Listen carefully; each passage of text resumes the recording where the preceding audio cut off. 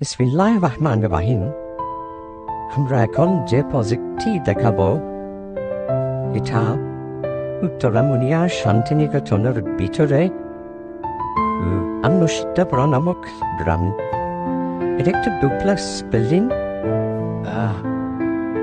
কাজ প্রায় শেষের পথে, ফিনিশিং কাজটা বাকি আছে। তো এখন ভিতর অবস্থা দেখেন, এটা একটা কিচেনের চারপাশ একটু বড় করে রাখা হয়েছে যাতে কাজ করতে সুবিধা হয়। রাউন্ড সিঁড়ি দিয়ে করা হয়েছে জিনিসটা। রাউন্ড সিঁড়ি দিয়ে দুতলাকে লম্বা, দুতলাইতে বুকে ড্রাইভিং একটু পরিসর রাখা হয়েছে। আর সেই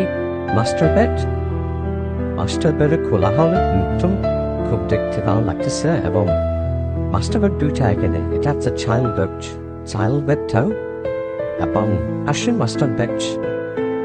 তো ভালো কথা শোনা ভালো। এরপর আমরা গেলাম ছাদেও ছাদের কাজটা দিলে শেষ, কিছুটা বাকি আছে, মেশিনটা বাকি আছে। প্রথমে আমরা ছাদটাই করছি এবং ছাদের বাগানটা কোনো কমপ্লিট হয়ে গেছে।